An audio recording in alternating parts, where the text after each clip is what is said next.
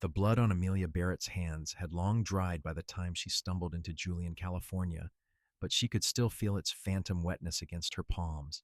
She had killed a man 3 days prior, put a bullet through his chest when he tried to force himself on her in a trading post outside San Diego. And though the law had ruled it self-defense, the weight of taking a life sat heavy in her chest like a stone she could not cough up. It was late summer in 1878, and the gold rush town had settled into something resembling permanence, though most of the easy gold was gone, and what remained were the stubborn souls who had learned to coax life from the rocky soil and the pine-covered hills. Amelia had come here because her cousin Martha lived in Julian with her husband, and because she needed somewhere to disappear for a while, somewhere the memory of that man's eyes going blank would not follow her every waking moment. She found Martha's house on the edge of town, a modest structure of weathered wood with a small garden out front where tomatoes grew heavy on their vines.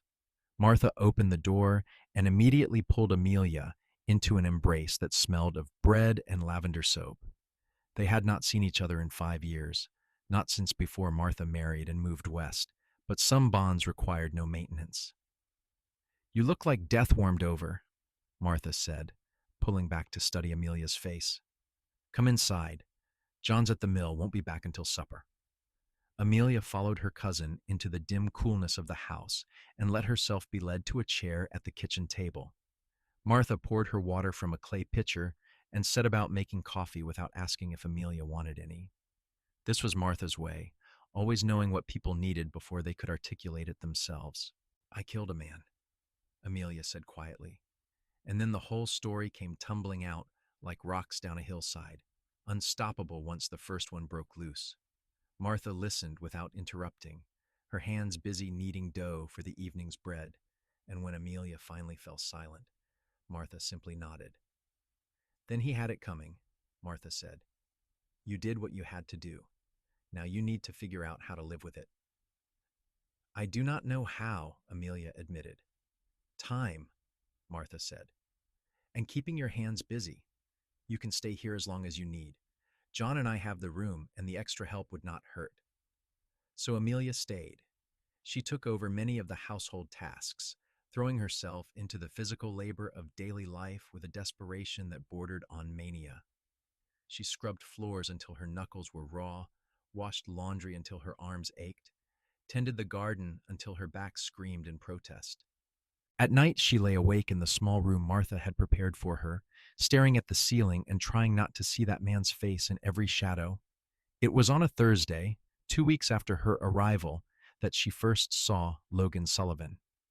Martha had sent her into town to buy flour and sugar from the general store, and Amelia was standing at the counter counting out coins when she heard the door open behind her. She did not turn around, focused on her transaction, but she felt the presence of whoever had entered like a change in air pressure. "Afternoon, Logan," the storekeeper said. "Be with you in just a moment." "No rush, Mr. Chen," a voice replied, low and unhurried. Amelia finished her purchase and turned to leave, finally laying eyes on the man called Logan.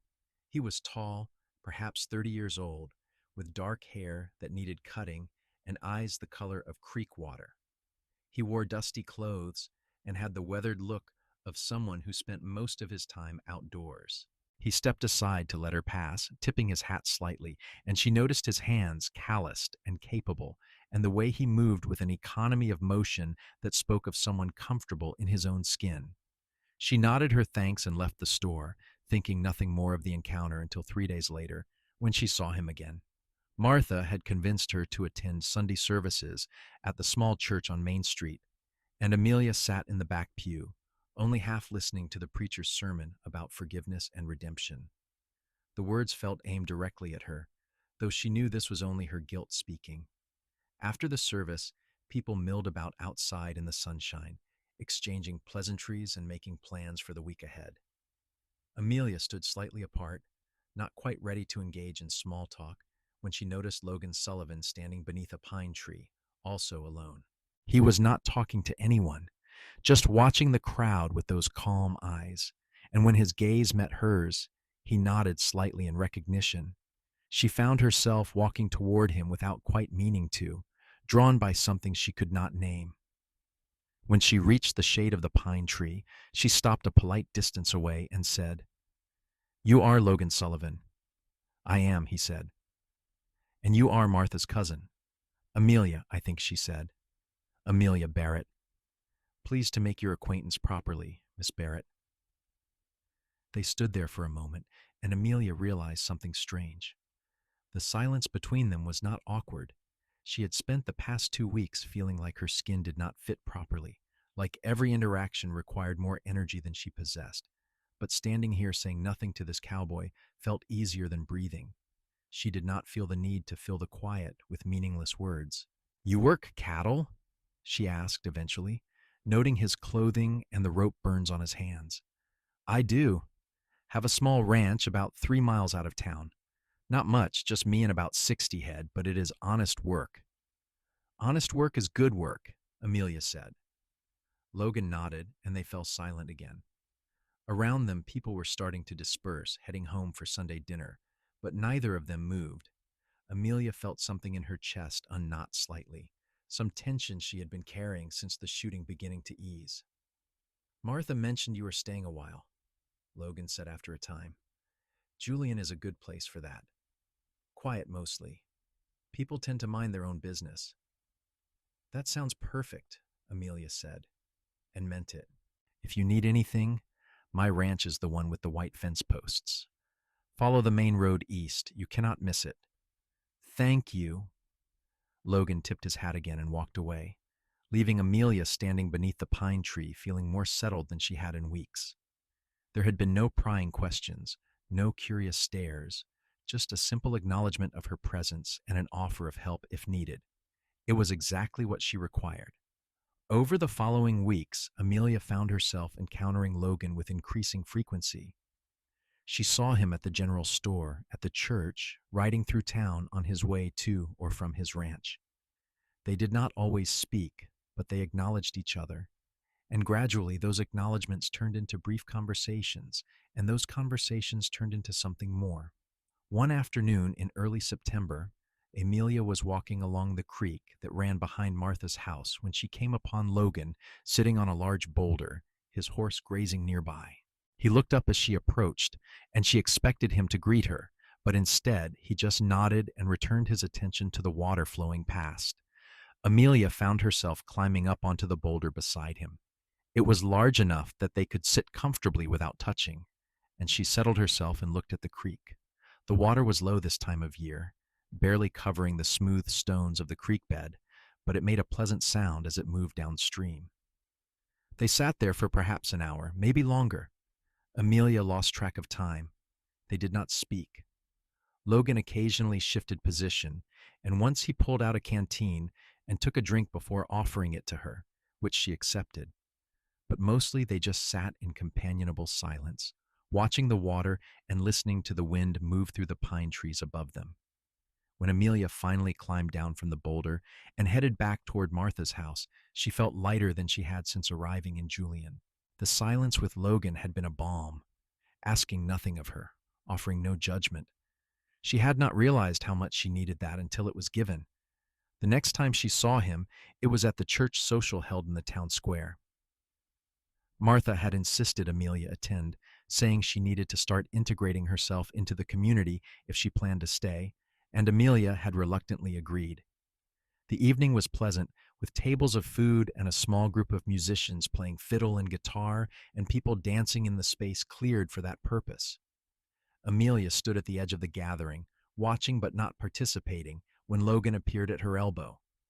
He did not ask her to dance, just stood beside her, hands in his pockets, observing the festivities with the same calm demeanor he brought to everything.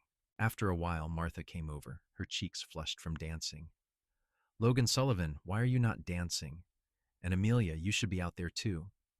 You are young, both of you. Go enjoy yourselves." "I am enjoying myself," Logan said mildly. "Just not dancing." "I am fine here," Amelia added. Martha looked between them, something knowing in her expression, but she did not push further. "Well, if you insist on being wallflowers, at least make yourselves useful and help serve the pie later." She bustled away, and Logan turned to Amelia with the faintest hint of amusement in his eyes. We have been assigned duties. So it seems, Amelia said. They served pie when the time came, and then, by unspoken agreement, they drifted away from the crowd to sit on the steps of the church. The music and laughter continued behind them, but they were apart from it, existing in their own small pocket of peace. Do you miss it? Amelia asked after a long silence. Dancing, I mean, being part of all that. Logan considered the question. I used to dance when I was younger. Enjoyed it well enough, but I suppose I found I prefer this, the quiet. Me too, Amelia said, and realized it was true. Even before the shooting, even before everything went wrong, she had always felt most comfortable in silence, in spaces where words were not required. What happened to you? Logan asked, and Amelia stiffened.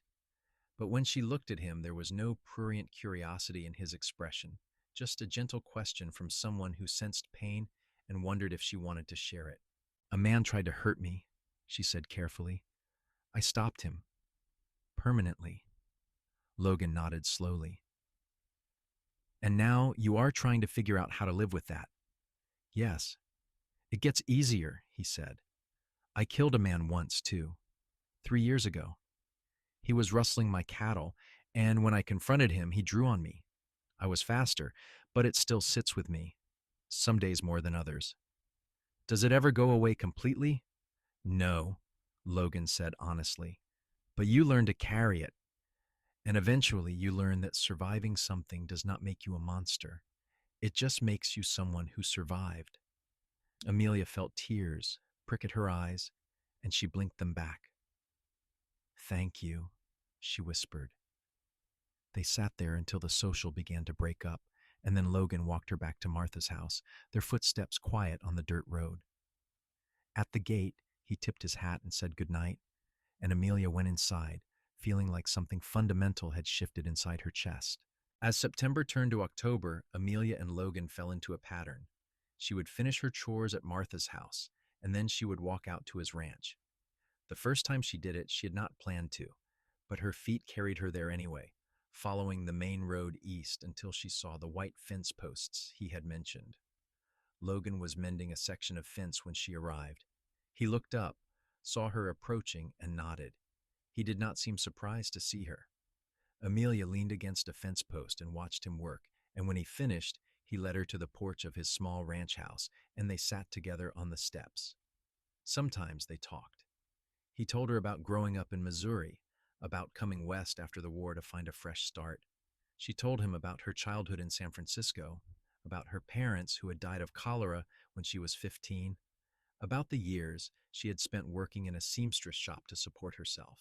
But more often, they did not talk at all. They just sat together, comfortable in the silence, watching his cattle graze in the distance or listening to the wind move across the open land. Martha noticed, of course. You are spending a lot of time with Logan Sullivan, she said one evening as they prepared supper. He is good company, Amelia said. He is a good man, Martha agreed. Keeps to himself mostly, but he has a kind heart. Lost his wife in childbirth about 5 years back, before I even moved here. The baby died too. He has been alone ever since. Amelia felt her heart squeeze. That is terrible. It was. But he survived it. Same as you are surviving what happened to you. Maybe that is why you two get along so well. You understand each other's scars. Amelia thought about that as she continued chopping vegetables. Martha was not wrong. There was something in Logan that recognized something in her, some shared understanding of what it meant to carry pain and keep moving forward anyway. By mid-October, Amelia was spending most afternoons at Logan's ranch. She started helping with small tasks, feeding the chickens he kept, gathering eggs, weeding the small vegetable garden behind the house. Logan never asked her to do these things, but she found herself doing them anyway, needing to contribute something in exchange for the peace his presence provided. One day, while she was hanging laundry on the line he had strung between 2 posts, Logan appeared with 2 horses saddled. Thought you might like to see the upper pasture, he said. The aspens are turning. It is something to see. Amelia had not been on a horse since arriving in Julian, but she accepted the offer, letting Logan help her mount. They rode in silence, following a narrow trail that wound up into the hills behind his ranch. True to his word, the aspens were spectacular, their leaves bright gold against the deep blue of the October sky. They dismounted near a small clearing and let the horses graze. Logan led Amelia to a fallen log that made a natural bench, and they sat looking out over the valley below. Julian was visible in the distance, small and neat among the pine trees, and beyond it, the rolling hills stretched toward the horizon. "I love this country," Logan said quietly. "It is hard country, unforgiving if you make mistakes. But it is honest. It does not pretend to be something it is not." "I am starting to understand that," Amelia said. "There is a clarity here. Things are simpler somehow." "Simpler, but not easier," Logan said. "Though I suppose the best things rarely are." They sat for a long time, watching the light change as the sun moved across the sky. Amelia felt something warm unfurling in her chest, something she had not allowed herself to feel in a very long time. It was fragile and new, like the first shoots of grass after a wildfire, but it was there. Hope, maybe, or the beginning of something deeper. "Logan," she said softly, and he turned to look at her. "I am glad I came here. To Julian, I am glad I met you." His expression softened. "I am glad you came too, Amelia." The moment stretched between them, heavy with things unsaid, and Amelia felt her heart beating faster in her chest. But neither of them moved to close the distance, and eventually Logan stood and offered her his hand to help her up. "We should head back before it gets dark. The trail can be tricky in low light." They rode back to the ranch as the sun was setting, painting the sky in shades of orange and pink and deep purple. When they reached the barn, Logan helped Amelia dismount, his hands steady at her waist, and for a moment they stood very close, not quite touching, but near enough that she could feel the warmth radiating from him. "Thank you for today," she said. "Any time," he replied. Amelia walked back to Martha's house through the gathering dusk, her mind full of Logan's quiet strength, his patience, the way he never pushed for more than she was ready to give. She was falling in love with him, she realized. The knowledge should have terrified her, but instead it felt right, like something inevitable and true. Martha was sitting on the front porch when Amelia arrived, darning socks by lamplight. She looked up and studied Amelia's face in the dim glow. "You are smiling," she said. "A real smile. I have not seen that since you got here." "I suppose I am," Amelia said, sinking into the chair beside her cousin. "He is a good man," Martha said again. "If you are thinking what I think you are thinking, you have my blessing. Not that you need it, but still." "I do not know what I am thinking yet," Amelia admitted. "But I feel more like myself than I have in months. He does not require anything from me. He just lets me be." "That is love," Martha said simply. "The real kind. Not the dramatic, all-consuming kind you read about in novels. The quiet kind that grows over time, built on trust and respect and just being comfortable together." Amelia let those words settle over her like a blanket. Martha was right. What she felt for Logan was not the breathless infatuation she had experienced with boys in her youth. It was deeper, steadier, like bedrock beneath her feet. It was the feeling of having found a place where she belonged. November arrived with cooler temperatures and occasional rain. Amelia continued her daily visits to Logan's ranch, and their comfortable silences deepened into something even more profound. They did not need words to communicate.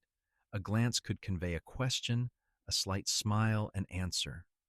They moved around each other with an ease that suggested years of familiarity rather than mere months. One rainy afternoon, Amelia arrived at the ranch to find Logan working in the barn, replacing old boards in one of the stalls. She grabbed a hammer and began helping without asking, and they worked side by side for hours, the rhythm of their labor synchronized. When they finished, they sat on bales of hay, listening to the rain drum on the roof above them. "Amelia," Logan said, breaking the long silence, "I need to tell you something." She turned to look at him, and saw something vulnerable in his expression that she had not seen before. What is it? When Sarah died, my wife, I thought I was done. With love, with trying to build a life with someone.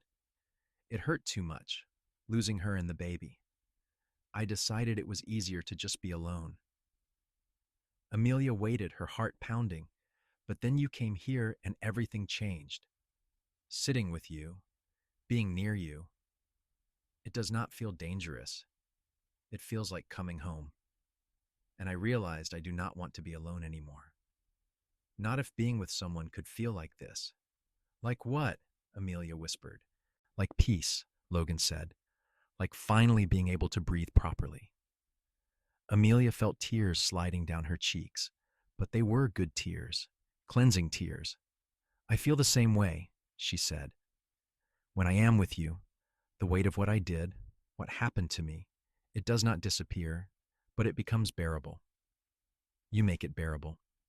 Logan reached out and gently wiped the tears from her face with his thumb. I am falling in love with you, Amelia Barrett. I probably have been since that first day at the church, but I was too scared to admit it. I love you too, Amelia said, and the words felt like a revelation. I love how you let me be silent. I love how you do not ask me to be anything other than what I am. I love your patience and your kindness and the way you see me, really see me, without judgment. Logan leaned forward and kissed her, soft and gentle, a question and an answer all at once. Amelia kissed him back, her hands coming up to rest against his chest, feeling his heart beat steady and strong beneath her palms. When they finally pulled apart, they were both smiling. I want to marry you, Logan said, if you will have me. Yes, Amelia said without hesitation. Yes, I will marry you.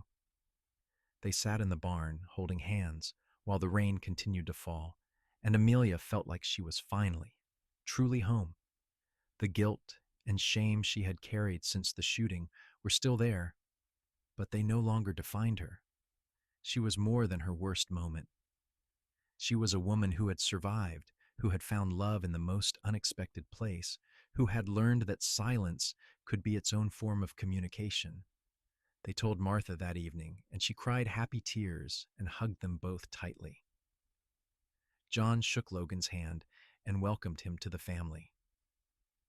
They decided on a small wedding in early December, just family and a few close friends, to be held at the church in Julian. The weeks leading up to the wedding passed in a blur of preparation. Amelia sewed her own dress, simple but beautiful, from fabric Martha helped her choose at the general store. Logan spent his free time building furniture for the ranch house, a new bed frame and a wardrobe, preparing spaces for Amelia to fill with her belongings. They still spent their afternoons together, sitting on the porch or riding out to check on the cattle, content in each other's company. The silences were as comfortable as ever, but now they were punctuated with gentle touches, stolen kisses, quiet declarations of love that felt all the more powerful for their simplicity. One evening, as they sat watching the sunset from the porch of the ranch house, Amelia said, I never thought I would feel this way again. Happy, hopeful. After what happened, I thought those feelings were gone forever. You are strong, Logan said, his arm around her shoulders. Stronger than you know. You survived something terrible, and instead of letting it destroy you, you found a way to keep going. That takes courage. I could not have done it without you, Amelia said. You gave me space to heal. You let me be broken without trying to fix me. You were never broken, Logan said firmly. Hurt, yes. Scared, but never broken. You just needed time and someone who understood that healing is not linear. Amelia leaned her head against his shoulder, breathing in the familiar scent of him, leather and pine, and something uniquely Logan. I love you, she said. More than I thought it was possible to love someone. I love you too. Aha, Logan replied. Always will.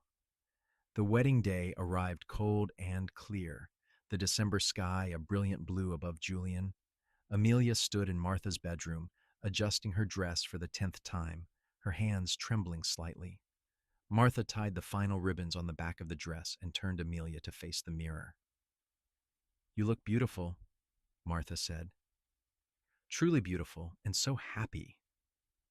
Amelia studied her reflection and barely recognized the woman staring back at her. Gone was the haunted look that had shadowed her eyes when she first arrived in Julian. In its place was something brighter, something that looked like joy. "I am happy," she said, surprised by how true it was. "I did not think I could be, but I am." The ceremony was simple but lovely.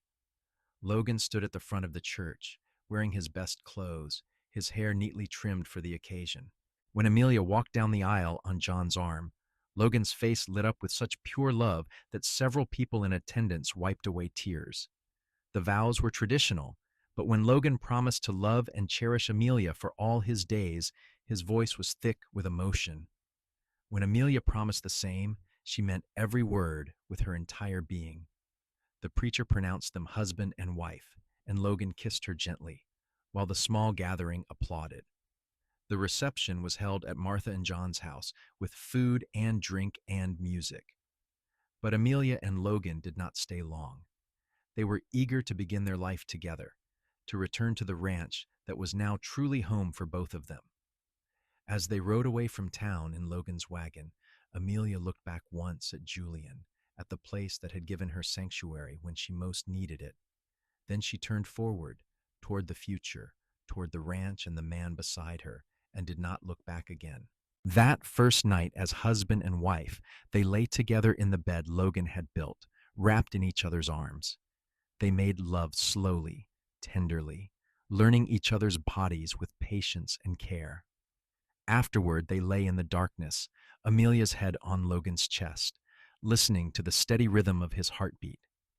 "I used to be afraid of silence," Amelia said quietly. "I thought it meant loneliness. But with you, silence is the opposite. It is intimacy. It is understanding without words." "Some of the most important things cannot be said," Logan replied, his fingers tracing lazy patterns on her shoulder. "They can only be felt." They fell asleep like that, tangled together, and Amelia did not dream of the man she had killed. Instead, she dreamed of golden aspens and quiet afternoons, and a future stretching out before her like an open road. The winter was mild that year, and Amelia settled into her new life with surprising ease. She took over the household duties at the ranch, cooking and cleaning and managing the small but productive garden. She learned to help Logan with the cattle, how to read their behavior, how to spot illness or injury, how to move them from pasture to pasture. But more than the work, she loved the life they built together. Every morning they woke together and shared breakfast at the small table in the kitchen. Every evening they sat on the porch, weather permitting, and watched the sun set over the hills. And in between, they existed in comfortable companionship, speaking when they had something to say, but never feeling the need to fill the silence with meaningless chatter. In January, Amelia realized her monthly bleeding had not come. She waited another week to be sure, and then she told Logan one evening after supper. His face went through a series of emotions, surprise and fear, and finally a deep, abiding joy. "A baby," he said, pulling her into his arms. "We are going to have a baby." "Are you happy?" Amelia asked, needing to hear him say it. "I am terrified," Logan admitted. "After what happened with Sarah, I am scared out of my mind. But yes, I am happy. So very happy." They held each other for a long time, and Amelia felt Logan trembling slightly. She understood his fear, the ghosts that must be rising up for him, but she also felt a fierce determination that this time would be different. This time everything would be all right. The pregnancy progressed smoothly. Amelia felt tired in the early months, but otherwise well. Logan was attentive to the point of being overprotective, constantly worrying about her doing too much, lifting too much, riding too hard. She found it endearing even when it was frustrating. Martha came to visit often, bringing advice and baby clothes she had saved from when her own children were small. She and John had two boys, rambunctious and loud, and watching them play in the yard of the ranch, Amelia felt a longing so strong it almost hurt.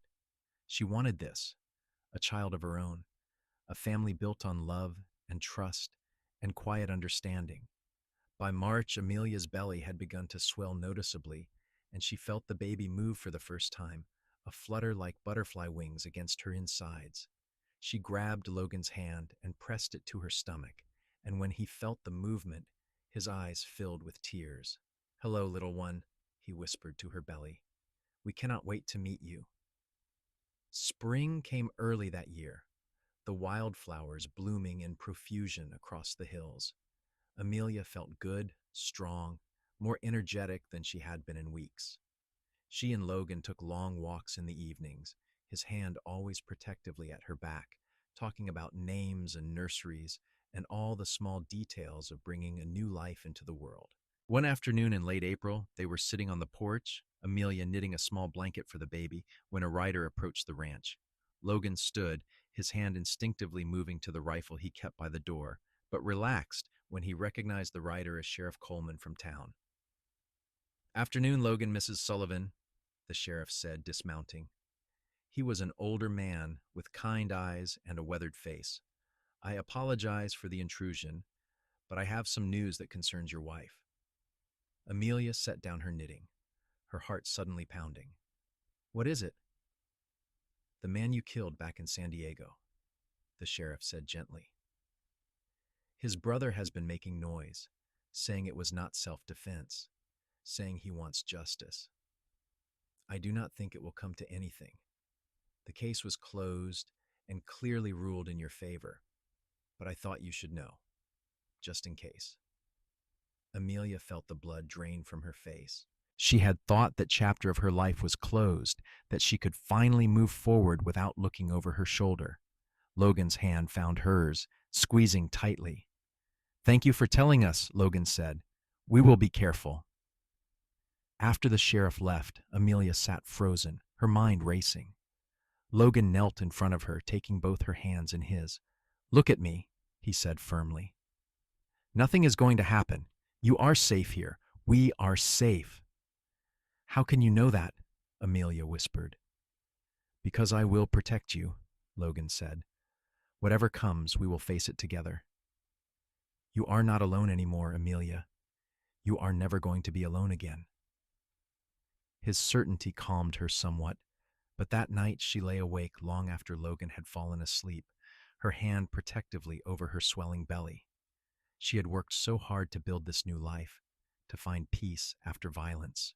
The thought that it could all be threatened by someone seeking revenge for a man who had tried to hurt her filled her with a rage she had not allowed herself to feel before. But days passed, then weeks, and nothing happened. No angry brother appeared seeking vengeance. No threats materialized.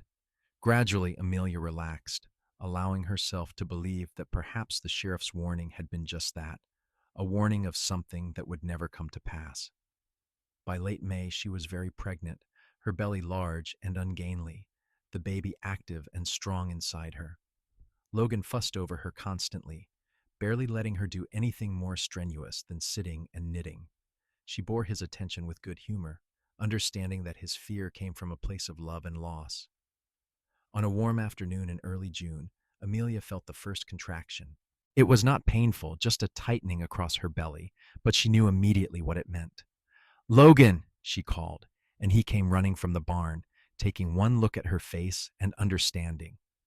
"I will get Martha," he said, his voice tight with controlled panic. "Will you be all right alone for a bit?" "I will be fine," Amelia assured him. "First babies take their time. Go fetch Martha." He kissed her hard and fast, then rode off toward town at a gallop. Amelia went inside and began preparing, gathering the supplies they had set aside, changing into an old nightgown, trying to stay calm. The contractions were still far apart, still manageable. Logan returned with Martha in record time, and John came along as well, ostensibly to keep Logan company and calm during what would surely be a long wait. Martha shooed the men out of the bedroom and helped Amelia into bed, checking her progress with experienced hands. "Everything looks good," Martha said. strong, healthy baby from the feel of it. This is going to go just fine, Amelia. You are strong, and your body knows what to do. The labor was long, lasting through the afternoon and into the night. Amelia had never experienced pain like this, wave after wave of it, crashing over her like a tide she could not escape. But Martha was there, coaching her through each contraction, encouraging her, wiping her forehead with a cool cloth. In the front room, Logan paced like a caged animal. John tried to distract him with conversation, with whiskey, with anything, but Logan could not be settled. Every cry from the bedroom made him flinch. Every hour that passed wound him tighter. She is strong, John said for the 10th time. Martha knows what she is doing. Everything is going to be fine. You do not know that, Logan said harshly. Sarah was strong too. It did not matter. This is not Sarah, John said firmly. And Amelia is not going through this alone. She has Martha and she has you waiting for her. She has every reason to fight through this. Finally, as the first light of dawn was breaking over the hills, Amelia felt the overwhelming urge to push. Martha positioned her, talking her through it, and Amelia bore down with every ounce of strength she possessed. Again and again she pushed, until she thought she could not possibly continue, and then she pushed again. And then suddenly, a release and the sound of a baby crying, loud and angry and alive. Amelia collapsed back against the pillows, sobbing with relief and exhaustion. It is a boy, Martha said, her voice thick with emotion. A beautiful, healthy boy. She placed the baby on Amelia's chest, and Amelia looked down at her son, red-faced and squalling, perfect in every way. Logan, she called. Logan, come meet your son. The door burst open, and Logan rushed in, John close behind. Logan stopped short at the sight of Amelia holding their child, his face crumpling with emotion. He came to the bedside and knelt, his hand tentatively touching the baby's head. He is perfect, Logan whispered. You did it. You are both all right. We are all right, Amelia confirmed, smiling despite her exhaustion. We have a son, Logan, a beautiful baby boy. They named him Samuel, after Logan's father, and called him Sam. He was an easy baby, content to nurse and sleep and observe the world with solemn dark eyes. Logan was besotted from the first moment, barely willing to let the baby out of his sight. Amelia recovered quickly from the birth, her strength returning within weeks. She fell into the rhythms of motherhood with surprising ease, learning to interpret Sam's different cries, to soothe him when he was fussy, to cherish the quiet moments when he nursed peacefully in her arms. The three of them would sit on the porch in the evenings, Sam asleep in Amelia's arms, and Logan would play his harmonica softly, old songs his mother had taught him. Those evenings felt sacred to Amelia, like they existed outside of normal time, in a space where only love and peace could enter. As Sam grew, the ranch prospered. Logan made good money selling cattle that year, enough to make improvements to the house and add to the herd. Amelia planted a larger garden and began selling vegetables and preserves in town. They were not wealthy, but they were comfortable, and more importantly, they were happy. Sam's first word was "da," and Logan cried when he heard it. His first steps were taken in the front yard, stumbling from Amelia's arms to Logan's, both of them laughing and cheering him on. He was a serious child, more likely to observe quietly than to rush headlong into things, and Amelia saw so much of Logan in him, it made her heart ache with love. By the time Sam turned 2, Amelia was pregnant again. This time the news was met with less fear and more simple joy. The pregnancy was easier than the first, and in March of 1881, she gave birth to a daughter they named Lucy, after Amelia's mother. Lucy was the opposite of Sam, vocal and demanding and full of personality from the moment she entered the world. Logan was equally besotted with his daughter, and watching him hold her, singing softly while she gazed up at him with wide eyes, Amelia felt a contentment so deep it brought tears. This was what she had fought for, what she had survived for. This family, this love, this life they had built together, from silence and understanding. The years passed in a blur of activity and growth.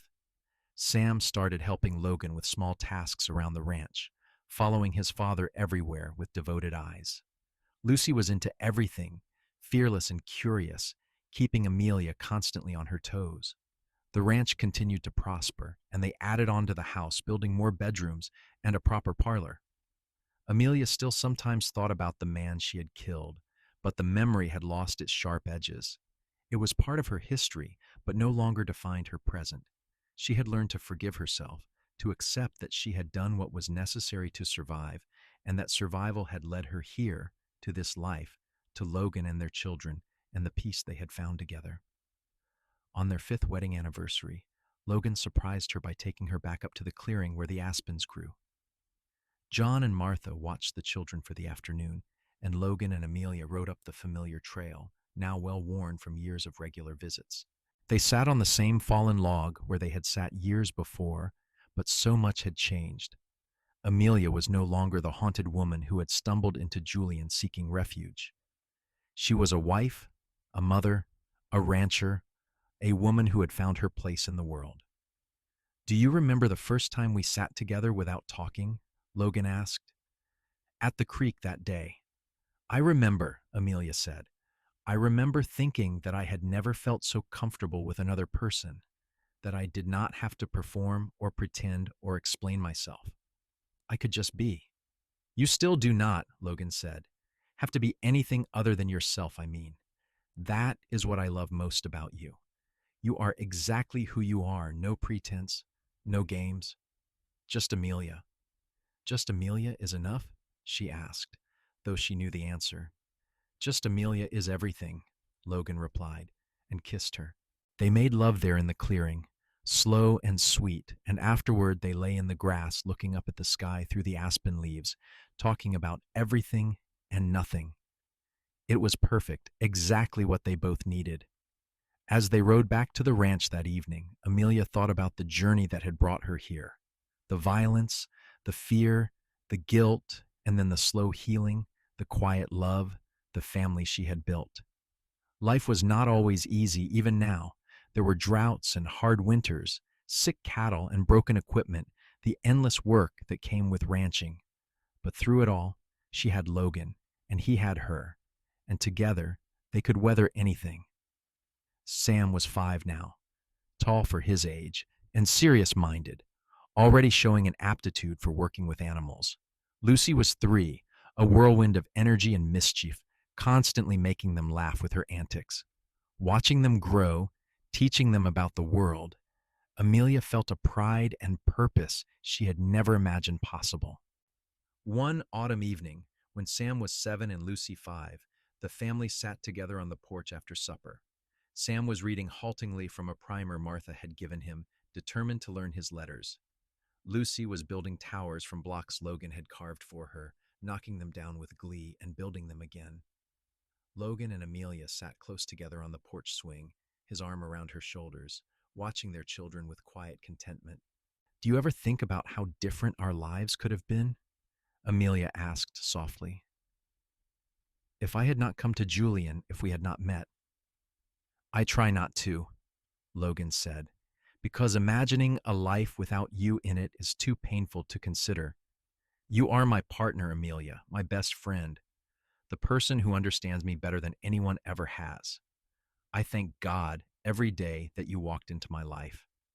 "I feel the same," Amelia said. "You saved me, Logan, not in some dramatic rescue way, but in all the quiet, everyday ways that actually matter. You let me heal at my own pace. You loved me even when I could not love myself. You gave me a family, a home, a future." "We saved each other," Logan corrected gently. "I was just existing before you, going through the motions. You reminded me what it meant to really live, to hope, to love without holding back." They sat in silence for a while, the comfortable silence that had defined their relationship from the beginning, watching the sun paint the sky in brilliant colors as it set behind the hills. Sam eventually came to lean against Logan's knee, tired from his reading efforts, and Lucy climbed into Amelia's lap, thumb in her mouth, ready for bed. This was everything, Amelia thought. This quiet moment, this family, this man beside her who had taught her that silence could be the most eloquent form of love. She had traveled through darkness to reach this light, and it had been worth every difficult step. As the years continued to pass, the ranch became known throughout the county as one of the most well-run operations in the area. Logan's reputation for fair dealing and quality cattle spread, and buyers came from as far as Los Angeles to purchase from him. Amelia's garden produce and preserves were in high demand at the market in town, and she began teaching other women her techniques for canning and preserving. Sam grew into a lanky teenager, quiet like his father, with a natural gift for working with horses. He could gentle the wildest Mustang with patience and soft words, and Logan often said the boy had a gift. Lucy remained spirited, but she channeled that energy into learning, devouring every book she could get her hands on and constantly asking questions about everything. In 1889, when Amelia was 35 and Logan 38, they welcomed a third child, another son they named James. His arrival was a surprise, as they had thought they were done having children, but a welcome one. Sam and Lucy doted on their baby brother, and James grew up surrounded by love and laughter. The decade of the 1890s brought changes to Julian and the surrounding area. The railroad came closer, making it easier to ship cattle and goods. More people moved in, and the town grew from a small community to a more established settlement. But through all the changes, Logan and Amelia's ranch remained a constant, a place of peace and stability. They still sat together in silence even after all these years. On lazy Sunday afternoons, they would find each other on the porch or by the creek, and they would sit without speaking, comfortable in each other's presence in a way that never faded. The children grew accustomed to their parents' quiet communion, understanding instinctively that sometimes the most important conversations happened without words.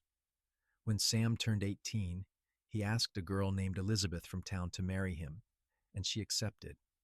The wedding was held at the ranch, with half the county in attendance, and Amelia cried, watching her son pledge his life to another person. Logan stood beside her, his hand in hers, and she knew he was remembering their own wedding, the promises they had made to each other that had held strong through the years.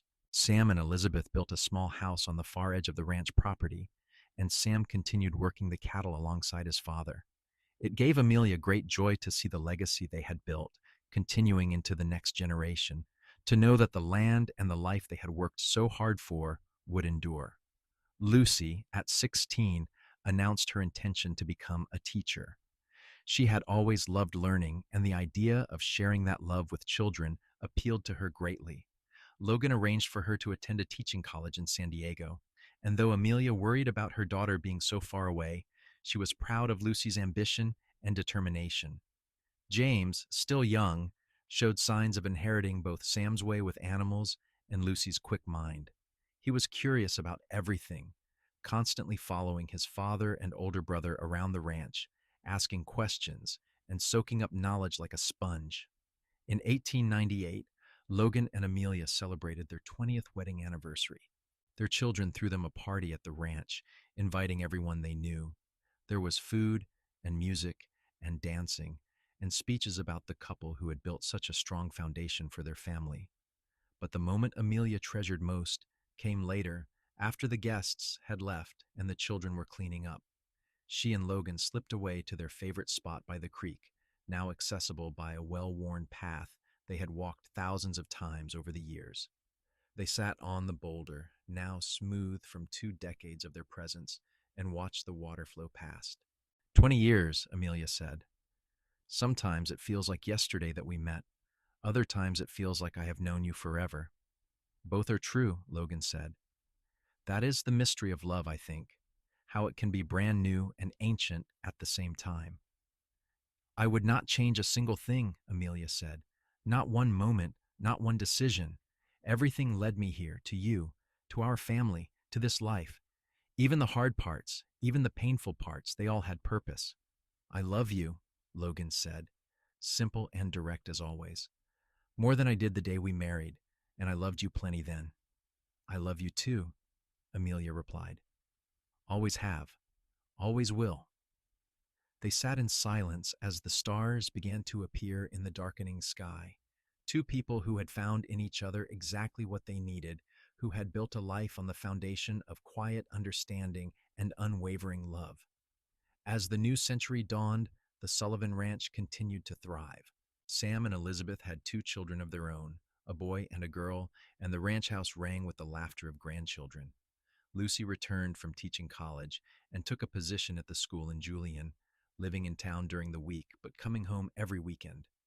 James, now a teenager, showed every sign of being as capable a rancher as his father and brother.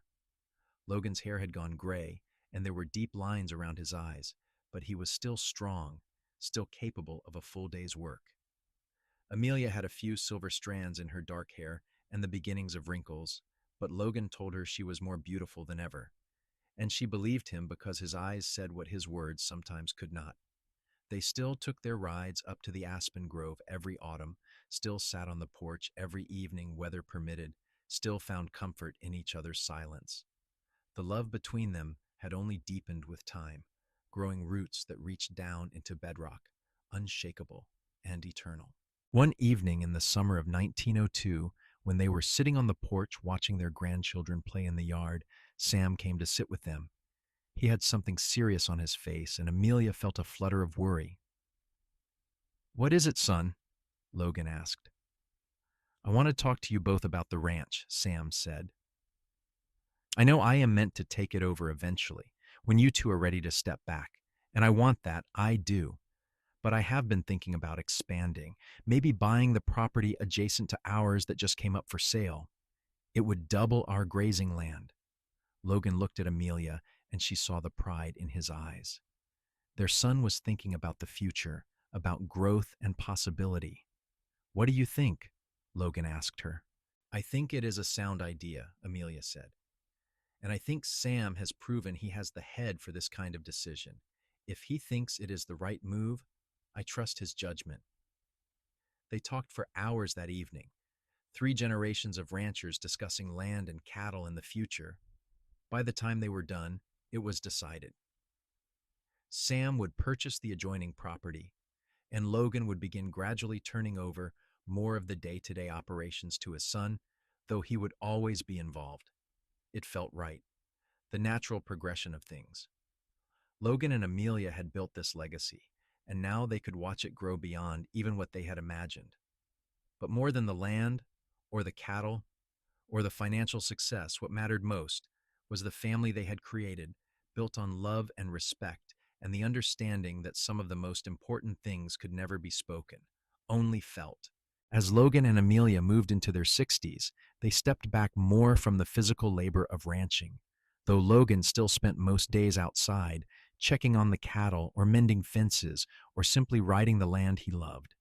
Amelia focused on her grandchildren, teaching them to read and bake and garden, passing on the skills and knowledge she had accumulated over a lifetime. But every day, without fail, they found time to sit together in silence. Sometimes it was on the porch in the morning with coffee. Sometimes it was by the creek in the afternoon. Sometimes it was in bed at night before sleep claimed them. But always, there was that comfortable quiet, that deep understanding that had been the foundation of their relationship from the very beginning. One autumn evening, when the aspens were turning gold again and the air had that crisp quality that spoke of winter coming, Logan and Amelia took their customary ride up to the clearing. They were older now, their movements slower, but the journey was as familiar as breathing. They sat on their log and looked out over the valley. So much had changed since they first came here together. Julian had grown into a proper town. The ranch had expanded and prospered. Their children had grown and started families of their own. But the land remained constant. The aspens turned gold every autumn, and the love between them remained as strong as ever. "Do you remember what I said to you once?" Logan asked, "about silence being its own form of communication?" "I remember everything you have ever said to me," Amelia replied. "I still believe that," Logan said. "But I want to make sure you know, even though I do not always say it, what you mean to me. You are the best thing that ever happened to me, Amelia. The absolute best. This life we built, these children and grandchildren, this ranch, all of it is wonderful, but none of it would matter without you beside me. You are my home. You always have been. Amelia felt tears slide down her cheeks, but they were happy tears. And you are mine, she said. You took a broken woman and loved her until she was whole again. You gave me a family and a purpose and a love I never thought possible. Every moment with you has been a gift, Logan. Every single one. They held each other as the sun set, painting the aspens in shades of orange and gold, and Amelia thought about the journey that had brought them here. From that first meeting at the general store, to sitting in silence at the church, to the hours and days and years they had spent together building a life, it had all been leading to this moment, this perfect understanding between two souls who had recognized each other from the first meeting. The years continued to pass, each one bringing new joys and occasional sorrows. They lost friends to illness and age. They celebrated more weddings and births. They watched their grandchildren grow into capable young adults. Through it all, Logan and Amelia remained each other's constant, the one sure thing in an ever-changing world. On their 40th wedding anniversary, the entire family gathered at the ranch for a celebration. There were 4 generations present now, from Logan and Amelia down to their great-grandchildren, toddlers stumbling around the yard on unsteady legs. The house was full of noise and laughter and love, exactly as it should be. During the party, Sam stood and raised his glass. "To my parents," he said, his voice carrying across the suddenly quiet room. "They taught me what real love looks like. Not the easy kind, not the kind you see in storybooks, but the steady, enduring kind that weathers every storm. They taught me that sometimes the most important things cannot be said, only shown through actions and choices and the willingness to sit in comfortable silence. They built a legacy not just of land and cattle, but of family and love and commitment. To Logan and Amelia Sullivan, the finest people I know." Everyone raised their glasses and drank, and Amelia looked around at all these faces, all these people who existed because she and Logan had found each other in a small town in California all those years ago. It was overwhelming and beautiful, and exactly right. Later, after the guests had gone home and the family had settled in for the night, Logan and Amelia sat on their porch one more time. They were old now, in their 70s, their bodies bearing the marks of long lives well lived. But when Logan took Amelia's hand, his grip was still strong, and when she smiled at him, her eyes still held all the love they had always held. 40 years, Logan said. Feels like both a lifetime and no time at all. The best 40 years, Amelia said. Thank you for every one of them. Thank you, Logan replied, for seeing me when I was invisible, for sitting with me in silence when I had no words, for building this life with me, one quiet moment at a time. They sat together as the stars came out, as they had done thousands of times before, comfortable in the silence that had always been their truest language. 2 people who had found each other when they both needed finding, who had built a love story not on grand gestures or dramatic declarations, but on the simple, powerful act of being present with each other, day after day, year after year. Amelia leaned her head on Logan's shoulder and felt his arm come around her, and she knew with absolute certainty that she was exactly where she was meant to be.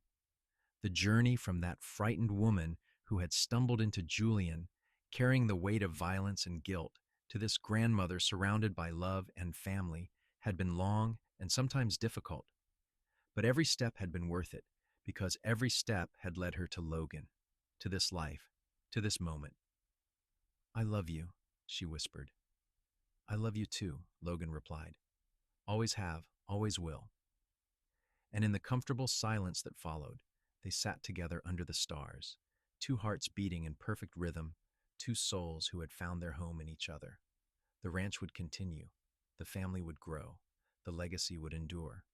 But what mattered most, what had always mattered most, was this simple truth. They had found each other, and in finding each other, they had found everything they needed. The Wild West had been tamed. Towns had grown into cities, and the world had moved on into a new century. But here, on this ranch in Julian, California, two people who had learned that love could grow from silence sat together in the gathering dark, grateful for every moment, every word spoken and unspoken, every quiet hour they had shared.